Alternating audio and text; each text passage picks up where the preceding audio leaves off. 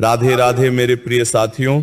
फाल्गुन मास के कृष्ण पक्ष में पड़ने वाली एकादशी को हम विजया एकादशी कहते हैं और ये एकादशी भी सभी एकादशियों के समान विशेष फलदायी मानी जाती है। जैसा कि इसके नाम में ही समझ आता है कि इस एकादशी के व्रत को करने से हमें सभी कामों में विजय प्राप्त होती है। साथियों, विजया एकादशी की तिथि को लेकर इस बार लोगों में थोड़ा कंफ्यूजन बना हुआ है कि हमें इस एकादशी का व्रत कब रखना चाहिए, व्रत का पारण कब करना चाहिए और व्रत के नियम क्या हैं।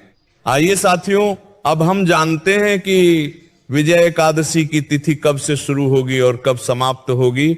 उसी के आधार पर हमें पता लगेगा कि विजया एकादशी का व्रत किस दिन रखना सही होगा। विजया एकादशी तिथि की शुरुआत 12 फरवरी गुरुवार को दोपहर 12:30 से होगी और एकादशी तिथि की समाप्ति 13 फरवरी शुक्रवार को दोपहर 2:26 पर होगी।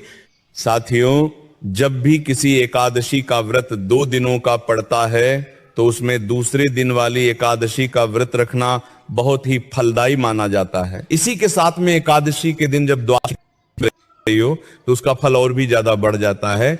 ऐसे में उदया तिथि के अनुसार और सारे नियमों को देखते हुए फाल्गुन कृष्ण पक्ष विजया एकादशी 13 फरवरी 2026 शुक्रवार के दिन ही मानी जाएगी और इसी दिन इस एकादशी का व्रत रखा जाएगा।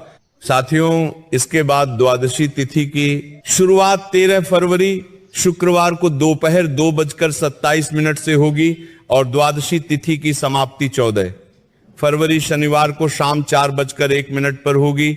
साथियों, इसके बाद हम जान लेते हैं कि विजया एकादशी व्रत पारण करने का शुभ मुहूर्त कब है। विजया एकादशी का पारण आपको द्वादशी तिथि में करना है और व्रत पारण करने का शुभ मुहूर्त 14 फरवरी 2026 शनिवार के दिन सुबह 7 बजे से सुबह 9:14 तक रहेगा।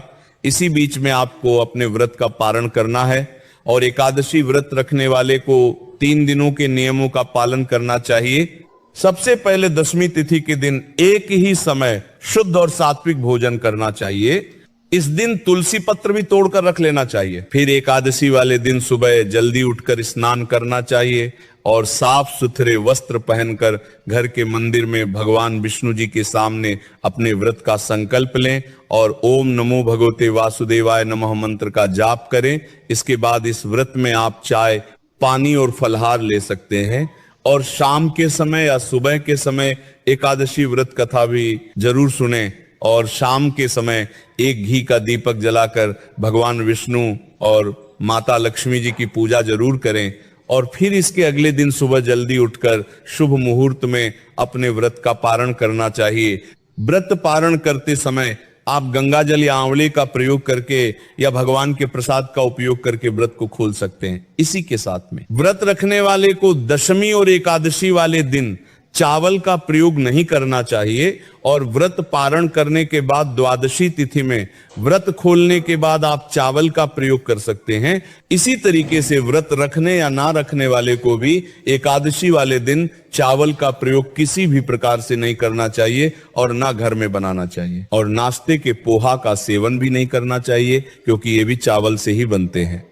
साथियों, इस तरीके से आपको विजया एकादशी का व्रत रखना है और पारण करना है।